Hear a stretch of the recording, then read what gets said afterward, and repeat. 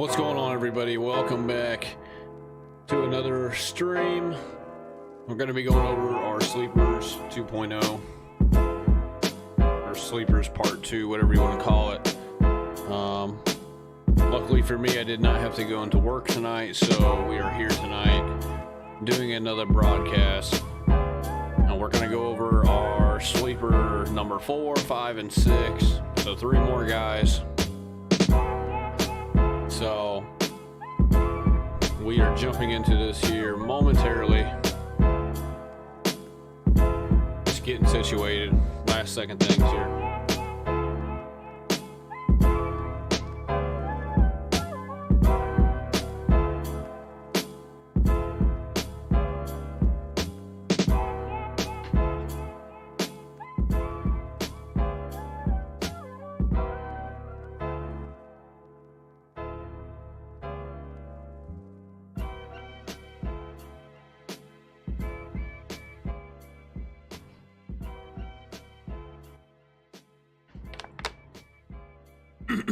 Alrighty.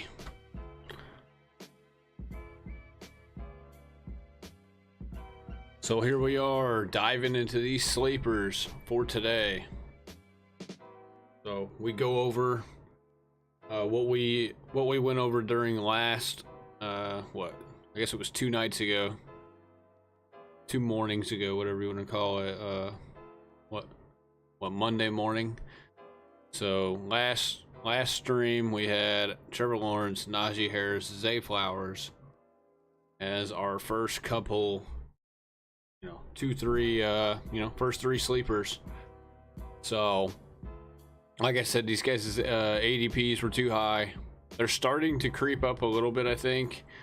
The guy that I am going to kick off today's show with, his ADP it's went through the roof almost. It's still kind of low, but it's starting to creep up there a little bit. I'm still gonna go over this guy though. I'm still gonna go over this guy, and I more so look at this guy as a sleeper for the future, more so than I do this year. This guy that I am about to go over, but I will explain to you guys why that is. And yeah, so let's just jump right into this right now. Drum roll, hit me with it. Let's go.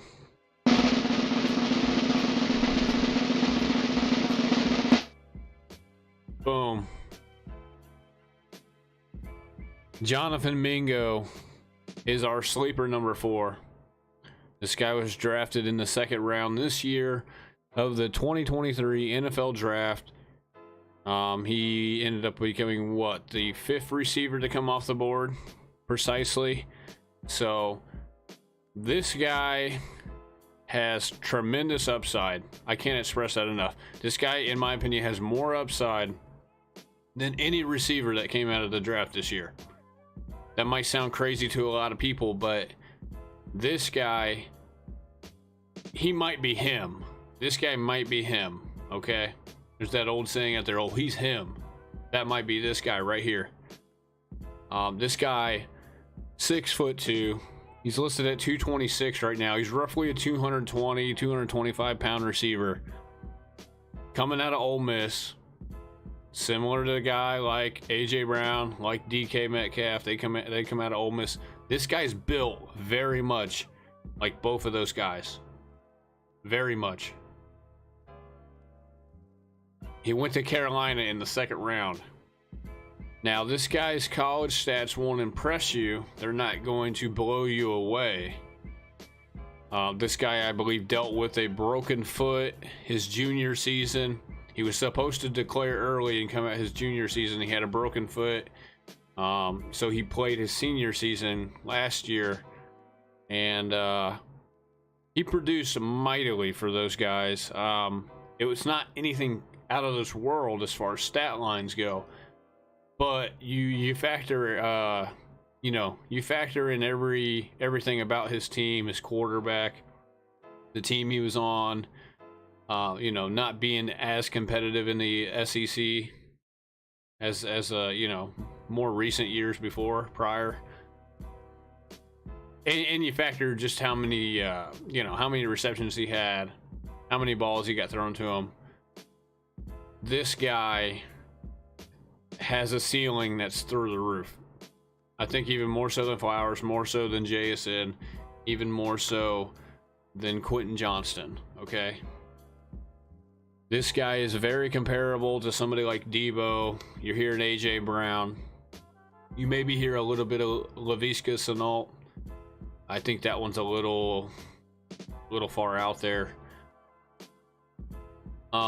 This guy plays a lot like Debo Samuel. If you ask me personally, this guy plays like Debo more so than I think just about anybody.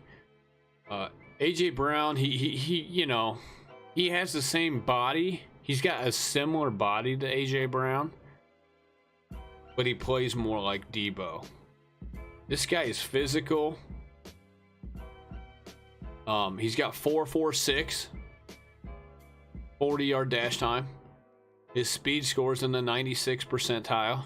His burst scores in the 91st percentile. He has a big catch radius, big hands. And this guy, I mean, he can do it all. He can beat you down the field. He's a physical guy, so you can use him like a Debo, catching screens. He took a number of screens to the house this past season. He's a big play machine. Whether he's catching a screen pass or if he's catching the ball down the field, he's able to get down the field. He's got decent route running. He's able to get down the field. Big catch radius. He will go up and get balls. He will haul in the difficult passes. And he had plenty of practice with that quarterback that they had in Ole Miss. The quarterback situation in Ole Miss wasn't the greatest. He's now got Bryce Young throwing him the ball in Carolina. And I know this guy isn't listed. He isn't listed right now as a starting receiver. They have Chark, they have Adam Thielen, and they have Terrace Marshall as their three options right now at receiver. But Jonathan Mingo, he could climb into the starting lineup. He is still listed as a number 2. We're going to have to wait and see how training camp, how the preseason unfolds. Maybe he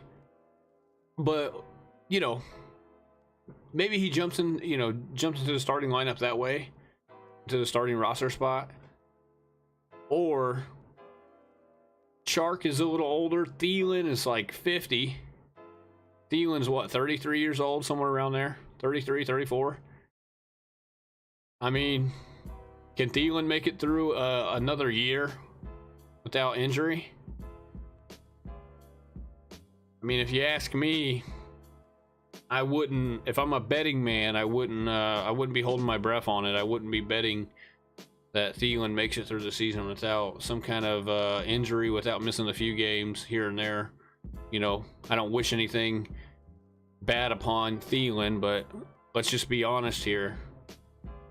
Do we think he makes it through the whole season without getting injured? Jonathan Mingo is going to see some playing time. He did have a broken foot in college his junior year, so hopefully that's behind him. Hopefully he doesn't have any more foot injuries. That could be maybe I don't really worry about broken bones too much. Broken bones come back and they heal. It's not the same injury as somebody who's had ankle issues their whole career, where they've had an ankle injury in this season, that season, another 2 years down the season. It's not like having a hamstring issue. Definitely. It's not like having an ACL injury or an MCL injury. So I don't worry too much about his broken foot a couple years ago. I mean, I broke my wrist in high school. Granted, I don't think it's ever really been the same, but I'm not worried about it breaking again. You know what I mean? I'm not worried about going out and doing something like, oh my God, if I go do this, I'm gonna end up breaking it again. I'm not, I mean, obviously anything can happen at any point in time. This guy could go out and aggravate his foot again. I'm not saying he can't do that, but it was a broken foot. It was a broken bone. Broken bones usually heal. They come back, you know, they say they're supposed to come back better, but I don't know if that's true or not. But let's bring up the profile for Mingo and for Samuel. I got their profiles up here. So here is Deebo Samuel's profile. And we know what kind of player Deebo is. Deebo is a stud. This guy is no joke. This guy's no joke, okay? He's 5'11", 215, pretty good size for Deebo. We know he's got good size. Deebo ran a 4.48. He's got 80 percentile speed score, 81st percentile burst score. But really, these numbers, you know, we look at these numbers and we think, okay, you know, he's not off the charts. He's not in the 90 percentile or above in any of these categories. But that just kind of goes to show you that some of these scores, like, you know, you can have a guy who's in these lower scores and they can still be a diamond in the rough as far as a player. We know Deebo, when he catches, like Deebo is faster. He's faster than he looks. He's faster than he looks. We've seen it on tape over the years. It's like you see him get the ball like on the outside at wide back or something off of like a screen pass, and he takes it to the house. Like next thing you know, he's in the end zone. And you're like, and yeah, he's a tackle. He's a hard guy to bring down. He's a tackle breaking machine. He's a tackle breaking machine. He's hard to bring down. You know.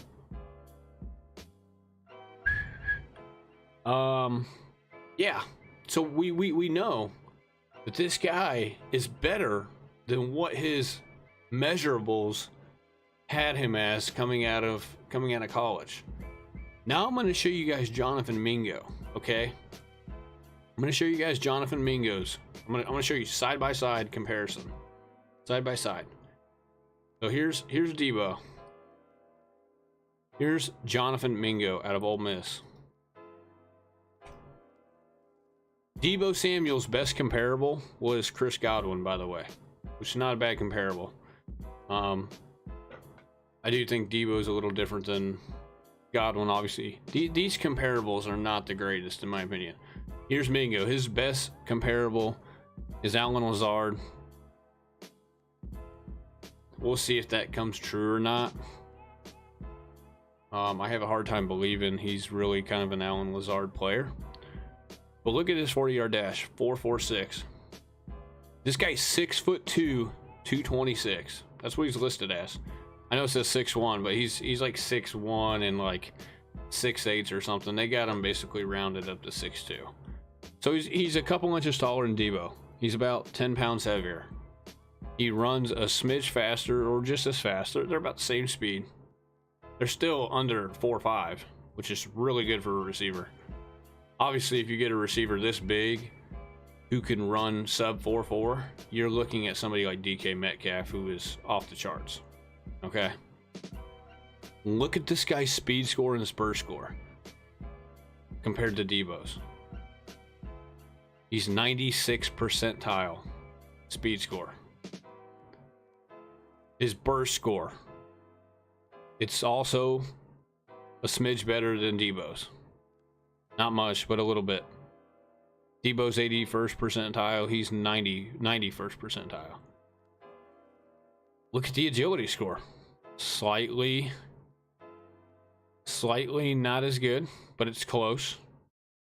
Catch radius, slightly better. It's about the same. Now, I'm not saying this guy's Deebo. Do I think he plays a lot like Deebo off the film that I've seen? Yes.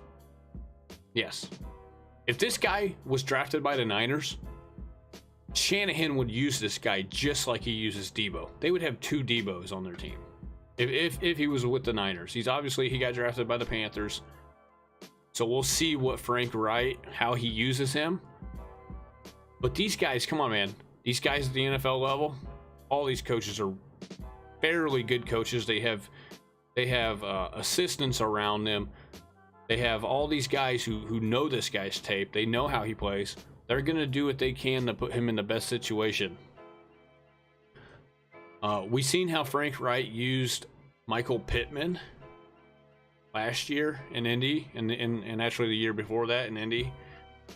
You didn't see Pittman go, you know, he wasn't a deep threat consistently at all, really, with the Colts.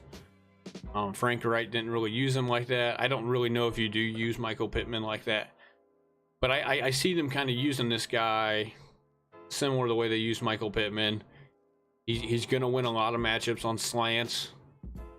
He's going to be able to catch bubble screens and just do what he does best, which is break tackles and use his speed to get up the field.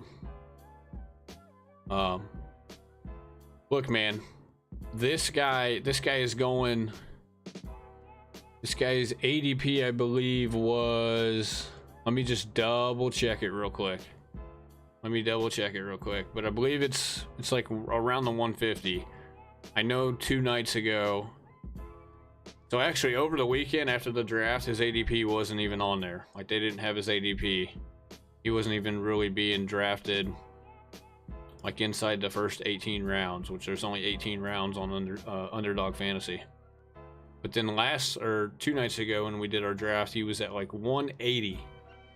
I think he's down in the 160 to 150 range right now as far as ADP goes. But let me just double check that real quick. That way we have this information.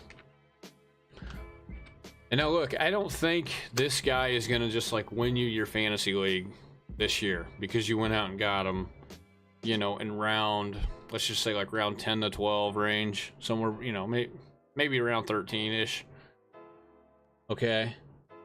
He's not going to go win you your league, but this is a guy that if you have a keeper league, if you have a dynasty league, where you can hang on to this guy until 2024, 2025, this guy might end up being like a steal for you as far as that goes. Do I think he produces a little bit this year? Of course. I do think he does produce. I think he probably has a similar, very similar season to like what Debo had his first year. Granted, I think Debo was injured. He ended up getting hurt. But this guy is going to be a steal for you later down the road. So here he is. He's right here. Mingo is at 160.9. 160.9 is his ADP. It was like 180 over the weekend, like on Saturday night, Sunday night. Once the best ball drafts came out, you know, after the draft or whatever. But this guy, so at 160.9, you're looking at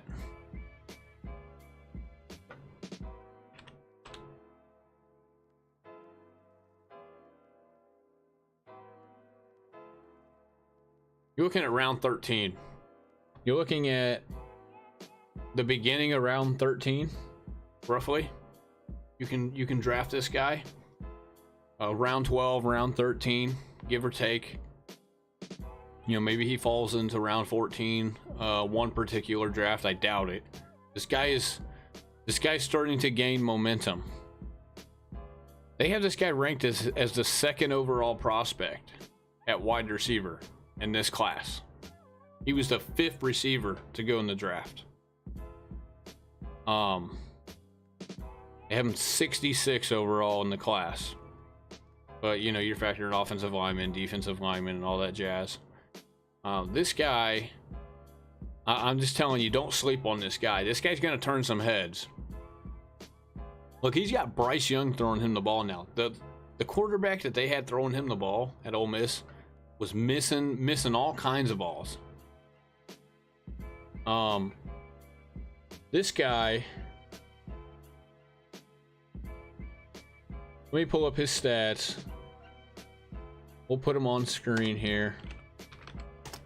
It's not going to be too impressive his first 3 years, but last year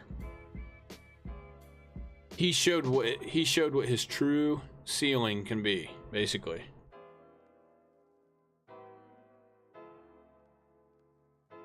So we will pull this back up here.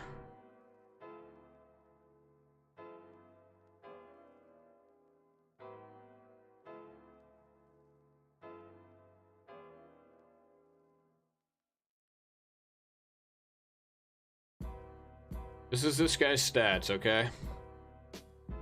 So 2019, played 7 games, you know, 172 yards on 12 catches. I mean, you look at his average yards per catch, though, they are good. He's not averaging like 10 yards a catch. He's pretty much at that 15 to above 15 almost every year. He had these first 2 years of 14 yards a catch. This guy is a big time playmaker. You gotta think, you know, I don't know how many, I'd have to go back and look at how many balls he caught, you know, 10 yards or deeper. This guy, they used him very effectively in short pass scenarios, screens, slants, outs and in routes. I mean, he can hit a home run. He's a home run hitter. He's a home run hitter. If you get him the ball and he breaks away from one defender, you're not catching this guy unless you got a DB that can fly. But you look at his last year, 2022, he came back for his senior year after the broken foot. He played 13 games. He got a full season in. He only had 51 catches. That's nothing to brag about. I'm not saying that's good. That's really not the greatest. But he almost got to 1,000 yards. 861 yards. Almost 17 yards a catch, which is crazy good. 5 touchdowns. I'd like to see how many targets he got. But this guy didn't have Bryce Young throwing him the ball. He didn't have anybody who's an NFL type of quarterback throwing him the ball his last year. Forget that guy's name for Ole Miss, but he's more of a running quarterback. He's not a pocket passer. He's not a guy who you're going to see playing in the NFL anytime soon. At least starting. You know, he's not a guy who's going to just, you know, this guy's not Bryce Young. You put this guy on Alabama, imagine what this guy would have done. You put him on Alabama's team where he's got Bryce Young throwing him the ball with a really good offensive line, much better coaching. This guy would have been easily a first-round pick if that was the case. Now he's got Bryce Young throwing him the ball. Granted, he's probably going to have to, you know, you're not going to see this guy blossom right away. I don't believe. You're not going to see him blossom right away because he's not starting. He's not a starting receiver. You're going to have to wait for Thielen or maybe Chark. You might have to wait for maybe to see, you know, if one of those guys go down before this guy gets his true opportunity to show what he's capable of. And I believe that's going to happen. You're just going to have to give it time. You're going to have to be patient with this guy. Now, I'm not going to go out and get this guy in the top 10. Like, I'm not going to go get him in my first 10 rounds of a redraft league. This guy is more of a sleeper. Like, listen to me when I say this. He's more of a sleeper for a league where you can keep a guy. Or if it's a dynasty league and you keep this guy his whole career or whatever. I have a 3-year keeper league in my auction league. So, like, this guy, if I can get this guy for like $5, less than $10, I should be able to get this guy for less than $10. Okay? Chris Olave went for $11 last year.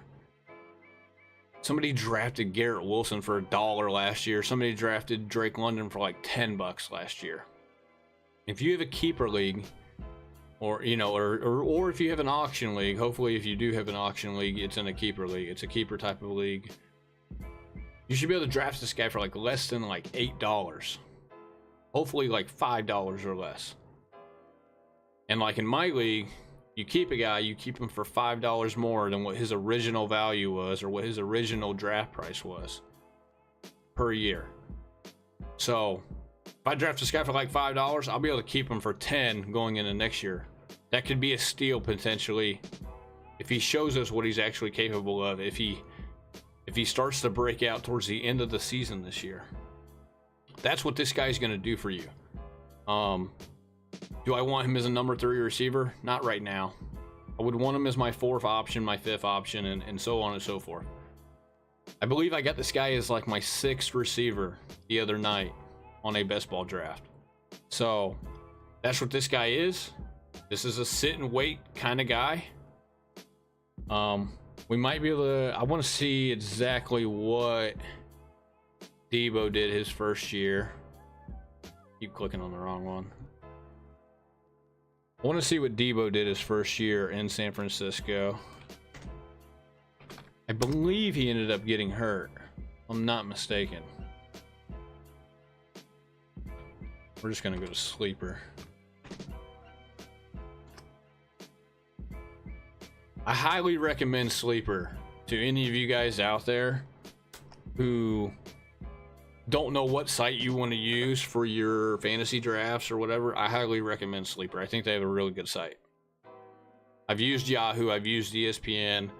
The only one I really haven't used is like CBS Sports and stuff like that. But I've used ESPN, I've used Yahoo, and I've used sleeper. I highly recommend sleeper. I've also used Flea Flicker as well. Now, Flea Flicker's okay, but sleeper is probably easily my favorite.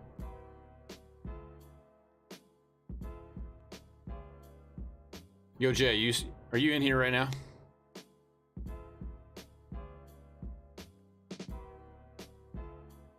I'm not gonna get on, man. I'm doing this. I'm doing fantasy right now, man. I don't even know if I'm gonna get back on Call of Duty, dude. It's gonna be a minute. It might be a minute before I do.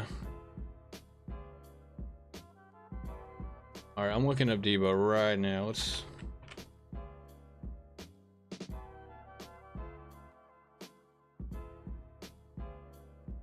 All right, Debo.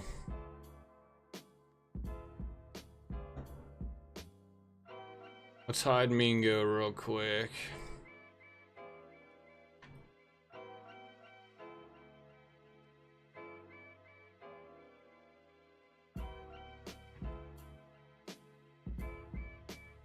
So this is Debo.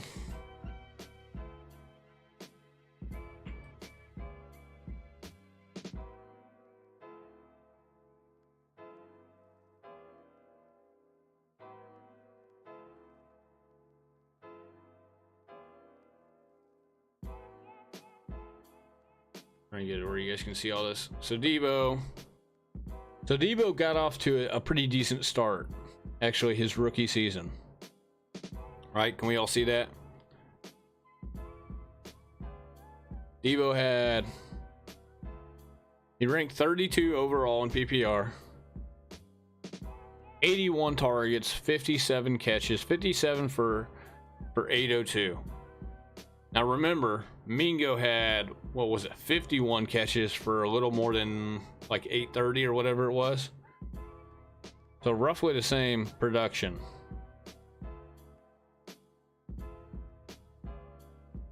You know, 14 yards a catch. And then obviously his second season, that was the season that he missed time. I believe Debo missed time with a foot injury, if I'm not mistaken. I believe it was like the same thing. I don't know if it was a broken foot, but it was a foot injury. I'm not 100% sure about that, but I'm pretty sure it was a foot injury. Debo Samuel. 2020 injury here.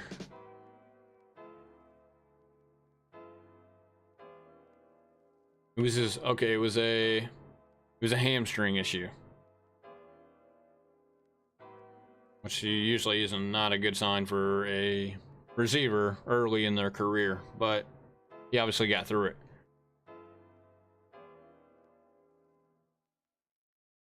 So, but we seen what kind of season Debo was having his rookie season. He had a pretty good rookie season. 800 receiving yards on 57 catches with a bad quarterback. And really, he's had a bad quarterback his whole career, in my opinion. But everybody was pretty high on Debo going into his second year. That's what this guy's going to be. He's going to have a decent first year, 700-800 yards receiving, hopefully, roughly in that ballpark. And then come 2024, come next year, everybody's gonna be a little high on. Everybody's kind of a little high on him right now, in my opinion.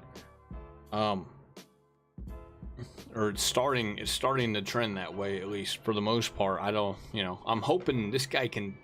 I hate bringing light to a guy like this, and it's not just me. There's other people out there that are also gonna bring this guy to the spotlight, which I'm not a fan of, just because, 4 months from now, when everybody are drafting, everybody's doing their draft and everything, this guy's, we're bringing this guy's ADP up.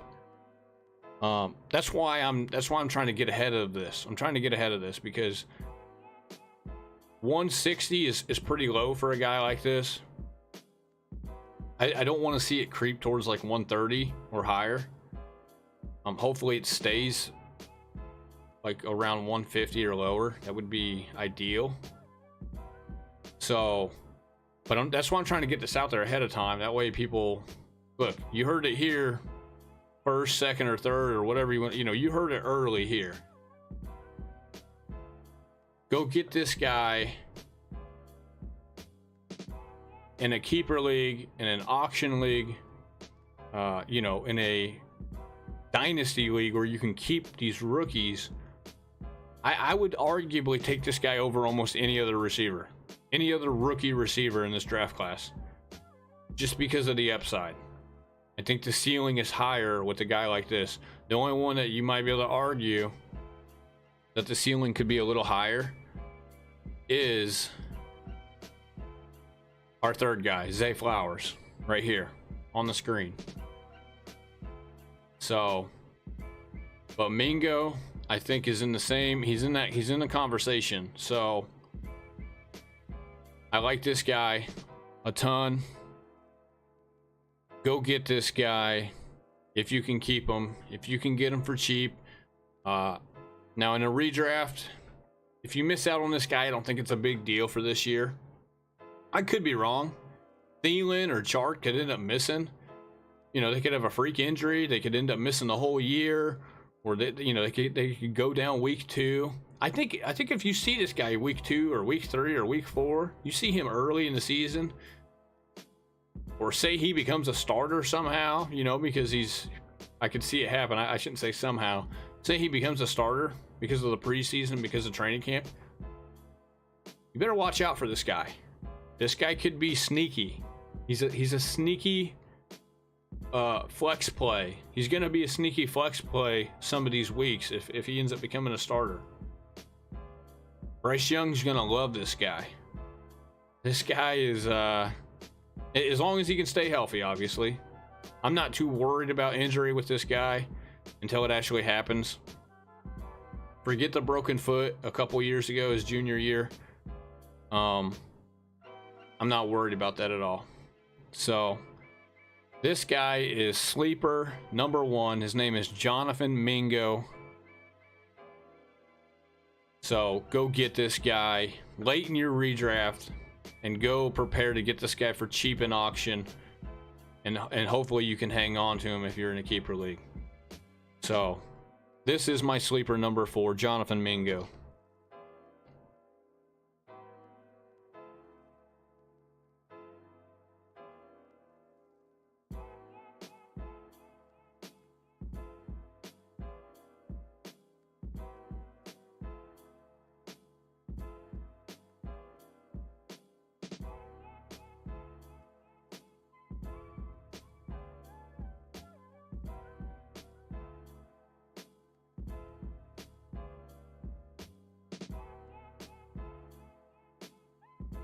Alrighty, moving on now. sleeper number 6, our second sleeper of today's stream for part 2 of our 2023 fantasy football sleepers. Can I get a drum roll, please?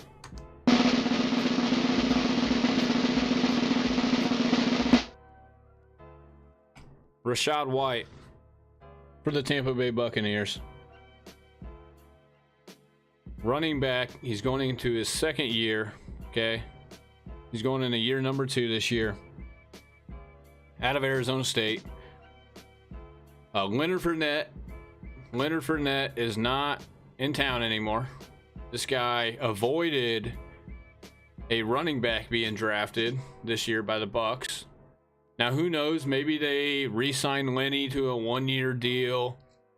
You know, maybe they go get somebody like Zeke on a 1-year deal. You know, one of these free agent running backs. I said that about Pollard, obviously, as well. I know a lot of people are on Pollard because he avoided a big-time type of running back like Charbonnet or Roschon Johnson, you know, bigger back being drafted to avoid like a 1-2 punch. But that doesn't mean that these guys are out of the woods yet. They're not out of the woods until we know for sure that they don't go out and sign one of the free agents. There's still Kareem Hunt out there. Darrell Henderson's still out there. There's still some guys that are out there free agency wise that could get signed last minute. And even if that were to happen, I still think somebody like Pollard, somebody like this guy, Rachaad White, I still think they're going to get the bulk of the work. Okay. But this guy's ADP, once again, I'm going to go over, like, these are why these guys are sleepers, okay? Their ADPs are too low. They're going too late in redraft. Auction, we'll know what their value is as far as the dollar price once we see the projections. Obviously, I already have my own projections for all of these guys, but my projections aren't going to be everybody else's projections. I can, as soon as we find out what the projections are as far as dollar value in auction, we'll do another series of sleepers for Auction League. I do think this guy is a sleeper pick, you know, a sleeper player for Auction League. But like I said, we'll know more whenever I can compare and contrast my projections with sleepers, okay, with the site. But I do think this guy will go cheaper than a lot of other running backs in auction. I got this guy at the beginning of round 7 the other day on a best ball draft in Underdog Fantasy. On Underdog Fantasy. 7's just too high. It's too low, whatever you want to call it. It's not soon enough. It's not soon enough for this guy to be going. I will pull this up right now. Oh, not Debo. Here we go.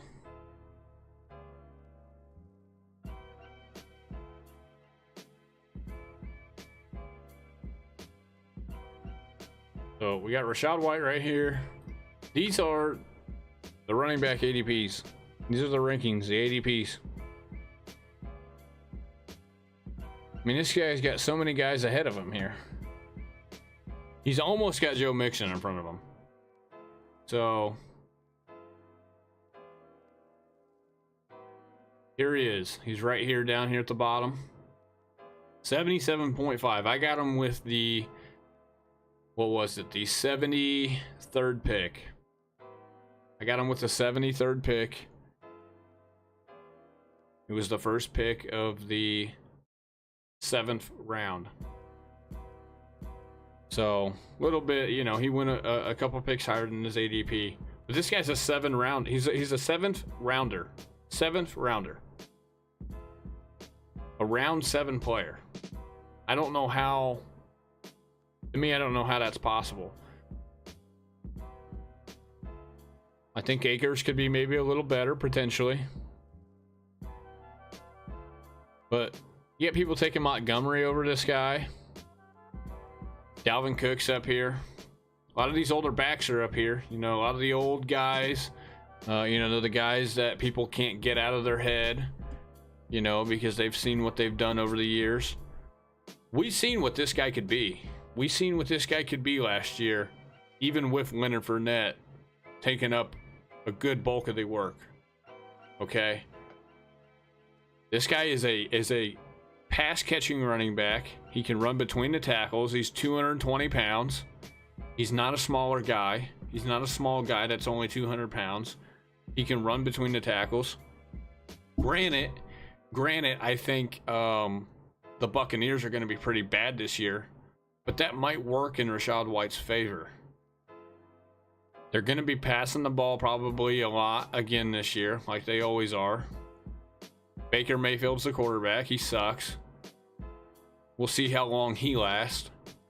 He probably won't last as long as people think if he's not winning games, which I don't think they're going to be winning very many this year. I don't even think they compete for the division, even though a lot of people say the division is up for grabs, which I believe it is up for grabs, but I think it's up for grabs for everybody but this team. I think it's more up for grabs for the Panthers, the Falcons, and the Saints. But if they're playing from behind, it's not going to affect this guy at all. He's still going to be able to catch the ball out of the backfield. Look for this guy to catch about 60 passes or more, maybe upwards to 70 out of the backfield, which is good if you're in PPR. Obviously, if you're not in PPR, you should probably think about getting in like a half PPR or PPR. But if you're not, if you're in standard, this guy's obviously a little lower for you. But we don't talk about standard. Hey, you got to be in half PPR or PPR. Okay, just get on board with that. But Rachaad White, this guy could be easily your RB3. I think if you get this guy as your RB3, you're stealing. Somebody call the police because there's a robbery in progress.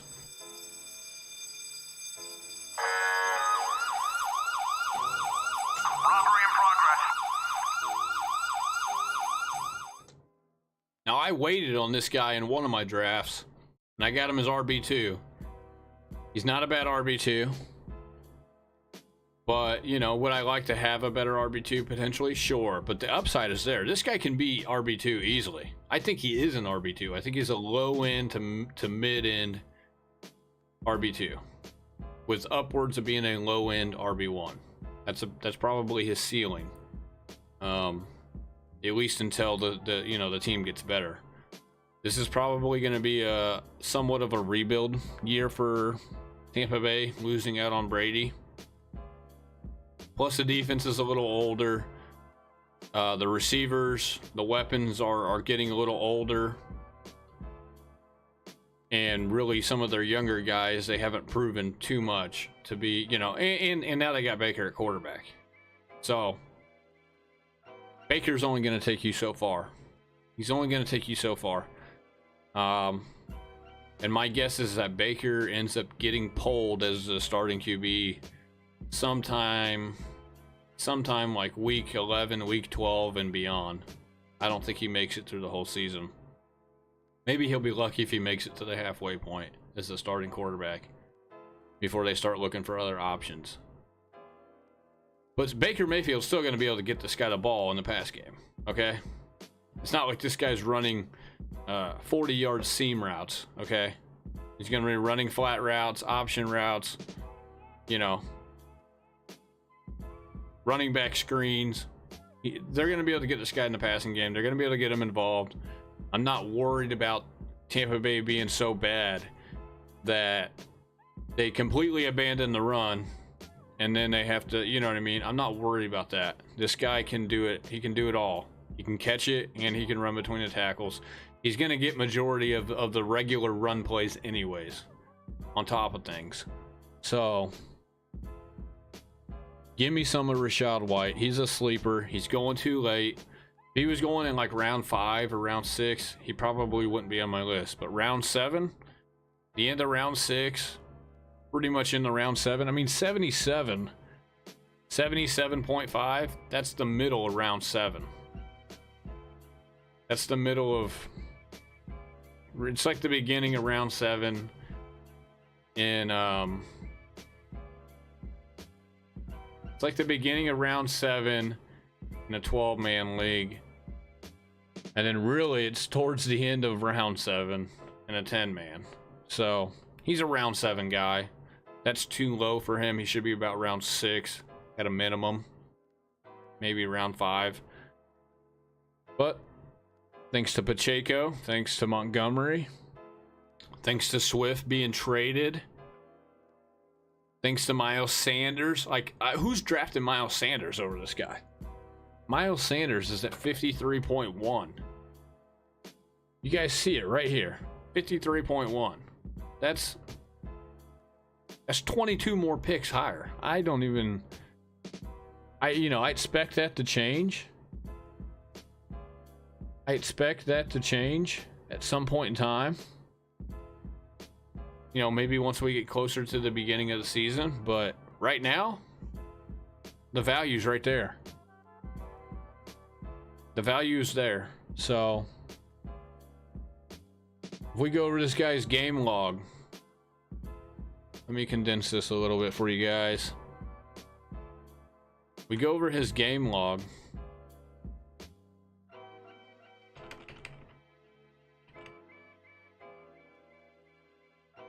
Obviously, he didn't get a whole lot of time. So this is last year.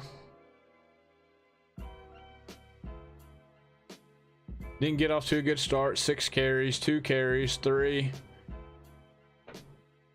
Week 4, 5 catches for 50 yards. That's 10 yards a pop. 10 yards a pop. Week 5, 3 catches, 3 catches. Not a whole lot of run work here. This was the game, I believe. So week 10 against Seattle. This was the game that I believe Leonard Fournette missed. He missed the whole game. So as soon as Leonard Fournette left, 22 carries, over 100 yards. Unfortunate he didn't get any receiving work. Then they had the bye. They came back. Cleveland. Of course, Cleveland's run defense was terrible. 14 for 64. 9 targets, 9 catches for 45 yards. This guy will catch the ball. Against New Orleans, not a whole lot of run work. Granted, Leonard Fournette's still hanging around here at the end of the year. Like Leonard Fournette was, if you had this guy, if you had Rachaad White, Leonard Fournette was just he was just like a bug flying around you. He just wouldn't leave it. He wouldn't leave you alone as a Rachaad White owner. You're like, can this guy just go away? Like, shoo fly, get out of here. Now he's gone. Now he's gone going into this season. Hopefully, as long as they don't re-sign him. Yeah, week 13, 8 targets, 6 catches, a touchdown. That was I believe that was the game. That was like the Monday or Thursday, Thursday night game where he had the game-winning touchdown. 5 targets, 5 catches next week. Not much yardage here or there. But look, man, if Mike Evans goes down or Godwin goes down, if they miss some time, Mike Evans is bound to miss some time. He's bound to miss some time. He misses time every year with a foot injury or hamstring or whatever. And now with Fournette gone, this guy is a number 2 option. He's like a number 2, number 3 option on the team.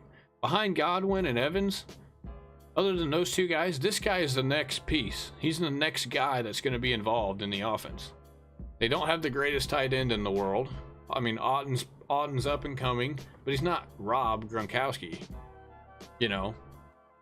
This guy's going to get more work than Otten at tight end will. Baker's going to be looking this guy's way probably more often.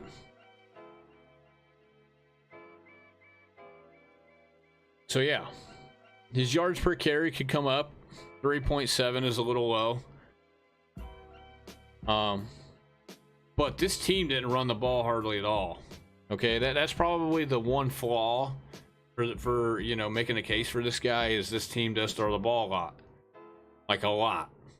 They were a top 3 team, I believe, in passing really the last 2 or 3 years that Brady's been there. But 50 receptions, 50 receptions as a rookie. You guys can't even see it. He's got 50 receptions as a rookie with Leonard Fournette in the backfield. With Leonard Fournette in the background, taking all of his snaps. Taking all of his snaps right down here. 50 catches on 58 targets. You know, under 300 yards, so obviously not the greatest. 5 yards a catch. But this guy made what he could with the opportunities that he had. Now he's got a backfield where he doesn't have to share it. Edmonds is going to be involved a little bit, but this guy's going to get, he's guaranteed to get most of the work inside the red zone. He's a 3-down back. He does need to take care of the ball a little bit. He had 3 fumbles, I believe. We got 3 fumbles up here. Is that what we have? Yeah, 3 fumbles, and he lost all 3 of them. So he does need to secure the ball a little better. But this guy's going to go for cheap. I mean, look at this. Bucky got him for $1 last year. I don't know if he keeps him this year. Hopefully not. But in auction, this guy's going to go for peanuts. He's going to go for peanuts. It's almost a good thing he had, you know, he didn't really break out as much as we thought. Of course, you know, he showed signs of it. He showed signs of it. He had that 9-catch game. He had that game where he ran 22 times for over 100 yards. He can do it. He just needs more reps, which he's going to get because Lenny's gone. This guy can be he can easily be your 3rd string running back, and a damn good one at that. If you have this guy as your RB number 3, what is there not to like? I'm not saying go get this guy in the 1st round. I'm not saying go get him in the 4th round. That's where Najee Harris is. That's where some of these other guys who have, you know, who've proven it and will have the workload. This guy's going to have the workload, barring injury. No other competition. And I know he's on a bad team, but he can catch the ball out of the backfield. That's the key thing. He can catch the ball out of the backfield. You got to start trending towards these players, especially the running backs, that can catch out of the backfield. Especially when you're in half PPR or in full PPR. So look for this guy's stock to go through the roof come halfway through the season. This guy is definitely a sleeper.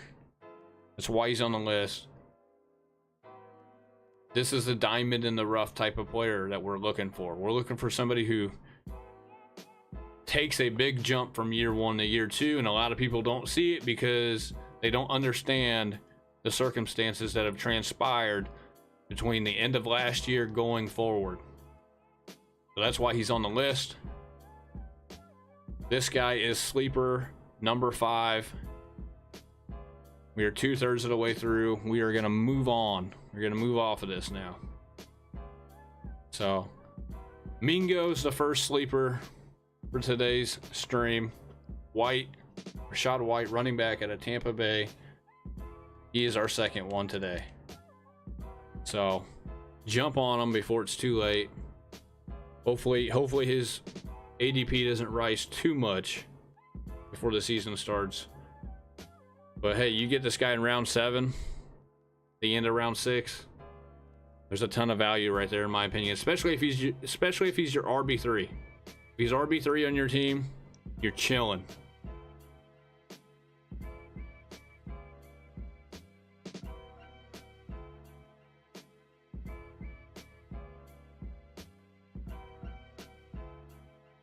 Okay, moving on. Sleeper number 3 for today's stream. He's going to be sleeper number 6 overall. Can I get a drum roll, please?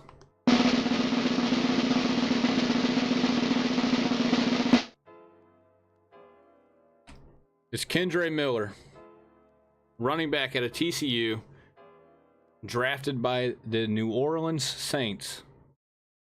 The Saints ended up getting this guy in the 2023 draft. This guy was a monster in college. Absolute monster in college. Okay. This guy's a big guy. He's flying a little under the radar because of the injury he had in the college football playoff semifinal. He had an MCL on the knee. He went down. I think they were going to get beat in the national championship regardless by Georgia, which they got, they got routed. But it didn't help that this guy wasn't there. I'll just say that. I don't think they win with him anyways. Georgia is just a completely more dominant team. I don't think TCU really stood a chance. But when this guy went down, they really didn't have a chance at that point.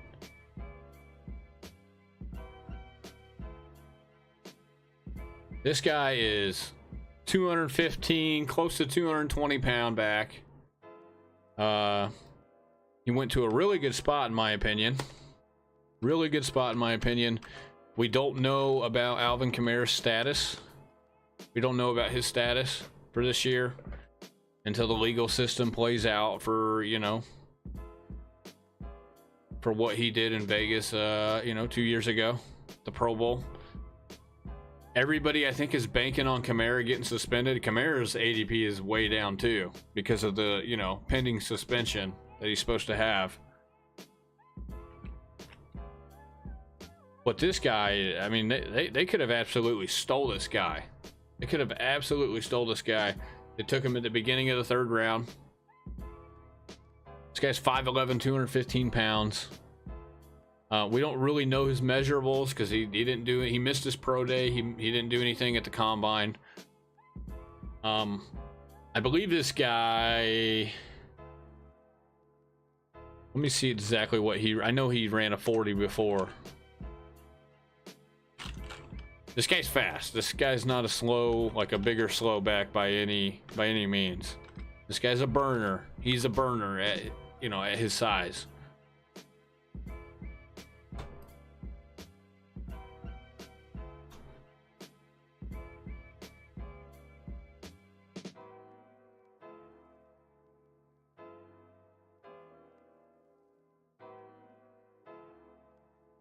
Let me just tell you what this guy did last year.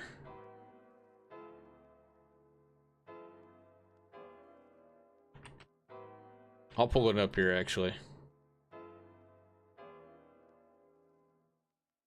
This is what this guy did.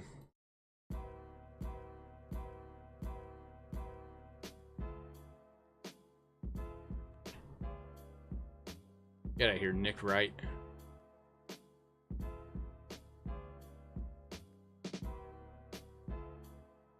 So here's Miller's stats. As you can see, his last year played every game except for the national championship game. I forget when he went down in that Michigan game, but look, just under 1,400 yards on 224 carries. That's 6.2 a pop. That's really good. Really good. 17 touchdowns on the ground. 16 catches for 116. Not really much of a receiving back. I don't put him in that Bijan category. I don't put him in the Rachaad White, the Travis Etiennes of the world. He's not really in that category. But this guy on the ground is a monster. You give him a good offensive line, fully healthy. This guy can hurt you on the ground. This guy is once again, I can't stress this enough because there's going to be people coming at me from other angles about this guy. This guy is a guy that you try to go get like late, go get him super late in a dynasty format, or you draft him for late in redraft. Say you have a redraft, but you're allowed to keep like 3 players or something like that. That's what this guy is more so. That's where his value's at. This guy's not going to win you a league, like, because you drafted him, you know, super late. He's not going to, I mean, there's a possibility, but you're more looking for this guy to help you in the future. And in my auction league, go get this guy. I would go get this guy for like $5 again, maybe even less than that. You might be able to get this guy for nothing. You might be able to get this guy for like $1 or $2. This guy's not gonna be he's not gonna be on anybody's radar unless they really look into this stuff and they watch this show, or maybe they watch a couple other shows that you know, where we go over these types of players. This guy's not gonna be on anybody's radar hardly. You know, Jamal Williams is going to be the starter. Kamara is going to come back after suspension, more than likely, unless he doesn't get suspended, or maybe he misses the whole year. We don't even know about Kamara. That's why Kamara's going so late. But this guy's going even later. This guy is going. His ADP is 155.2. It's 155.2.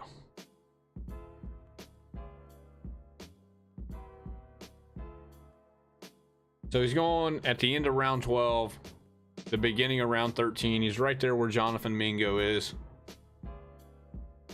Look, this guy is a guy that you look for. You look for him to cash in on his value that you're going to get him for later down the road in year 2. You know, Williams is old. Williams is 30 years old. Jamal Williams. How long does he stay in New Orleans? We don't know. What's Kamara's situation? We don't know. Obviously, we'll know more maybe once we get closer to the season. Hopefully, I would hope. So, this guy's RB3 on the roster right now.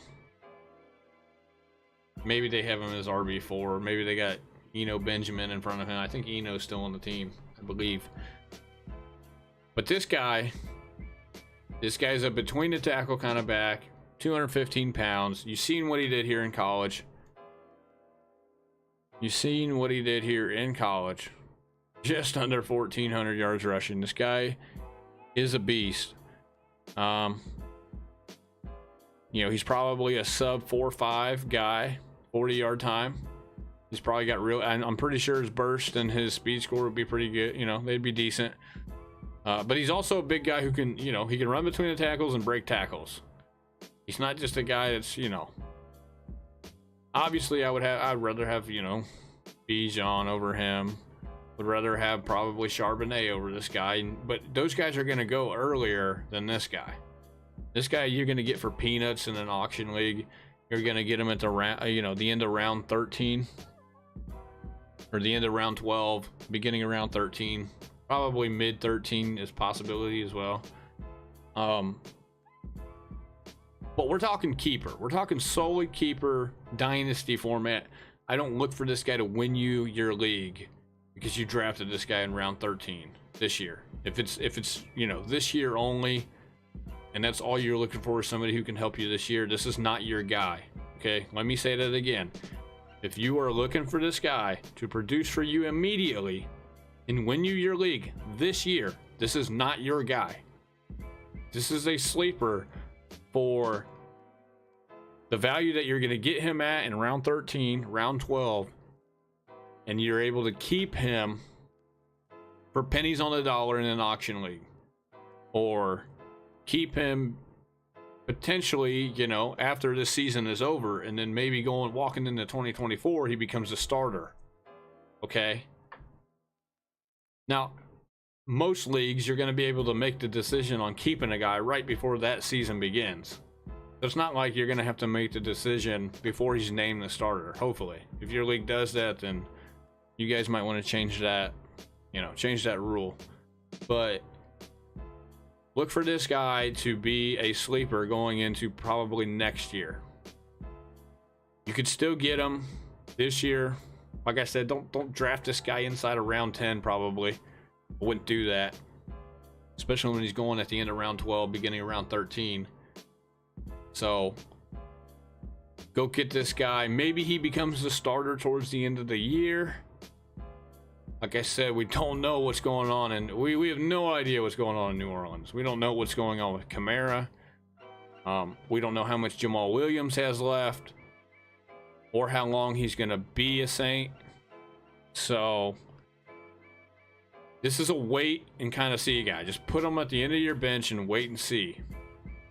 It's going to be hard. There's going to be a lot of people out there, especially if you only have 6 roster spots. There's going to be a lot of guys who aren't going to have the discipline to keep this guy on their bench, especially if they're losing, throughout the season, and they're trying to find as many waiver wire guys as they can to produce right away. There's going to be people who draft this guy for peanuts or draft him at the end of the 13th round who end up ditching this guy. They're going to ditch this guy, and there's going to be somebody who maybe goes and picks him up off the waiver wire, say right before the trade deadline. Take for example my league. So in my league, you can keep anybody that you drafted, up to 3 players. You can only keep 3 players or less, okay? Now if you keep a guy that's off the waiver wire, you have to have them on your roster a certain time. You have to have them on your roster, I believe, before the trade deadline, which is like before week 12 or whatever in our league, like week 11, I believe.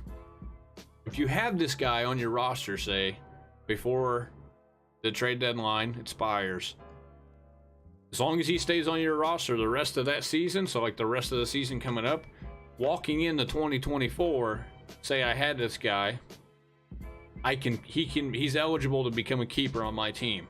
That's in my league, okay? Obviously, some people might have some different rules, but that's our rule.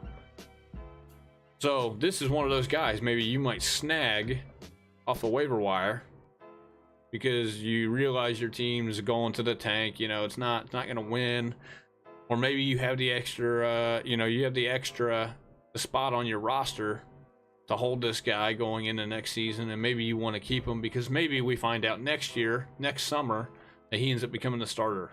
You know, who knows? We don't know. But that's why this guy is a sleeper, because you can get him for nothing. You can get him for nothing.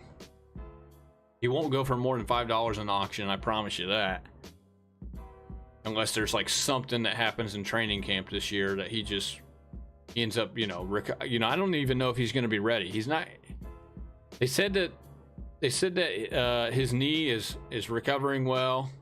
He's looking good. He's looking ahead of schedule as far as recovery goes. But we don't know. We don't know if he's going to be ready for the start of the season. You know.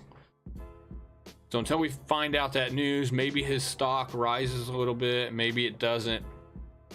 Hopefully he stays about right where he's at. If he stays right where he's at, I like him, like I said, as a guy that can help you down the road, maybe next year. Okay?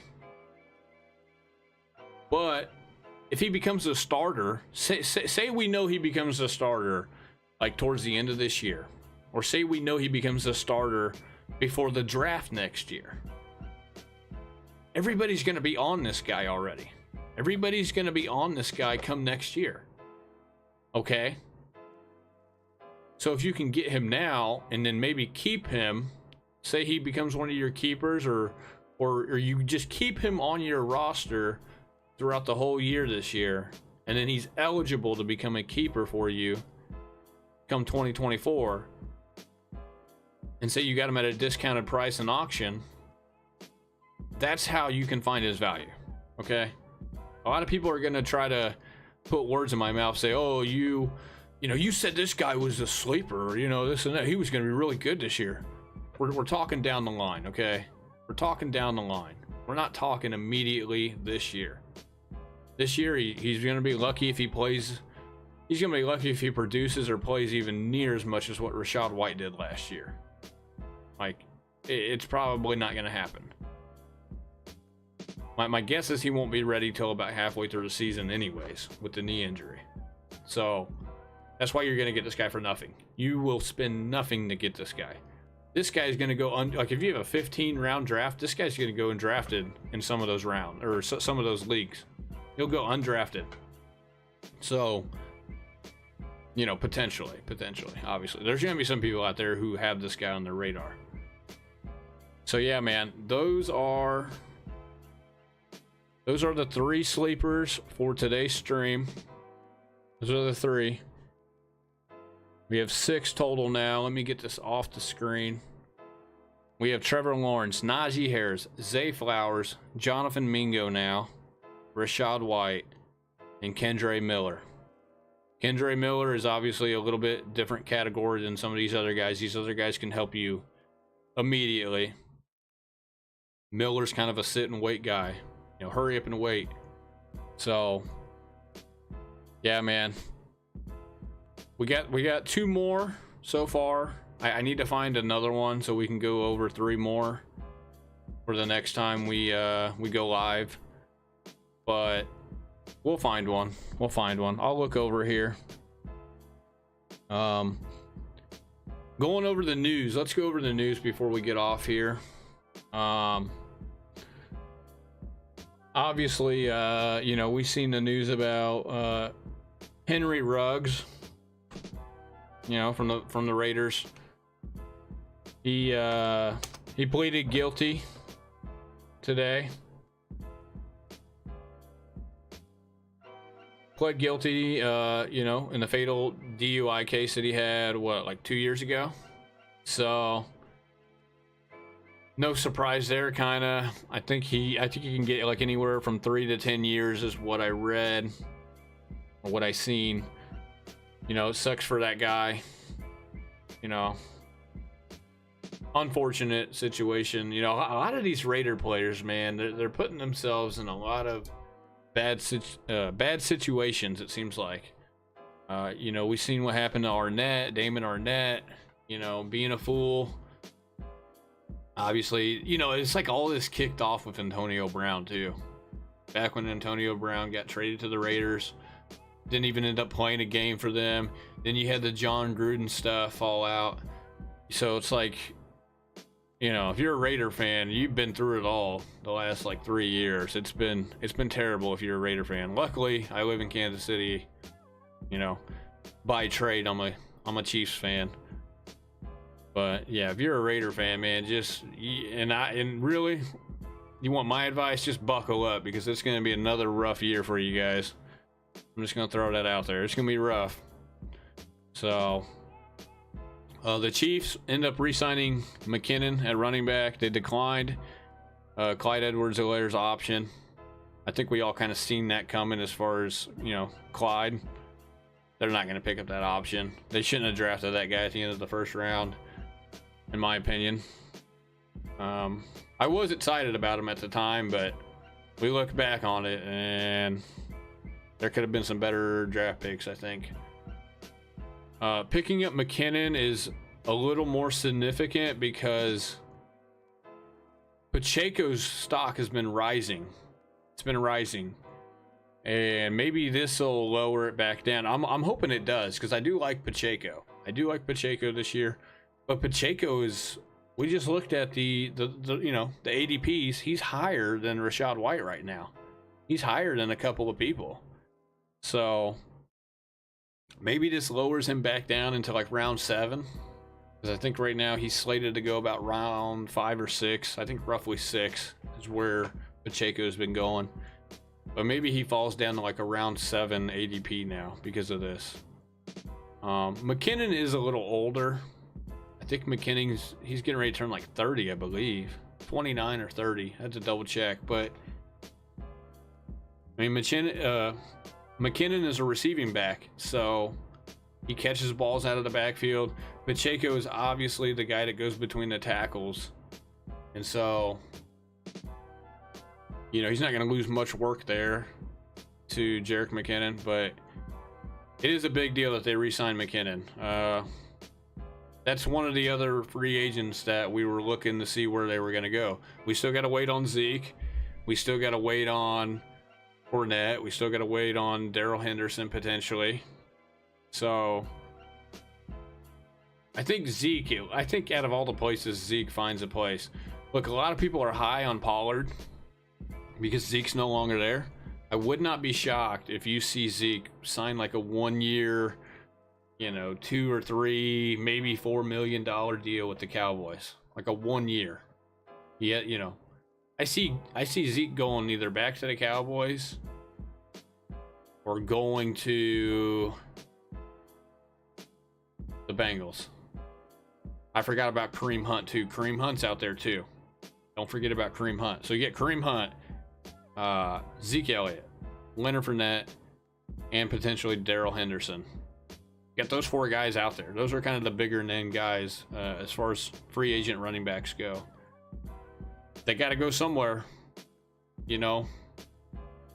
The only place I really see any openings are like Tampa Bay, Dallas, Cincinnati. You know, maybe, I don't know. I think that's about it for the most part. Maybe Buffalo, maybe they end up going and getting, you know, one of these older guys. You know, they're not going to get much work in either of those places. But Dallas would probably be the best scenario for one of these older running backs as far as getting more work. I don't think they get as much work in the other destinations, but look, Dallas doesn't have a between the tackles guy. I'm going to stand and die on this. Pollard can run between the tackles, but he's not toting the ball 250 times between the tackles. He's not. He's not that style of running back. He's a 205, 210 pound back. They had Zeke on that roster. They had Zeke filling that role for a reason. Because Pollard's the change of pace back. He's the guy who can catch the ball, take it the distance. He could take it the distance if he had to. You know, he gets the ball out in the flat. And, you know, you turn around to go get a beer and you come back and he's gone. He's in the end zone.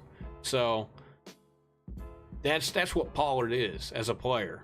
That's what he is as a player. You know, they run this guy 250 times or more between the tackles, he's going to get hurt, in my opinion. I'm not saying he can't run the ball out of the backfield. He can definitely run the ball out of the backfield, but they got to limit him with how many touches they give him, in my opinion. That's where, you know, and then use him more in the receiving game. That's what kind of back he is. So, yeah, those are my final thoughts on that. Any more? Oh, the Packers reached a 1-year extension with Jordan Love. That's good for him. So, other than that, there's not too much news as far as you know, breaking news and that we need to go over right away. So, but yeah, if you guys missed it, we just went over our next 3 sleepers for 2023. Jonathan Mingo, Rachaad White, Kendre Miller have just been added.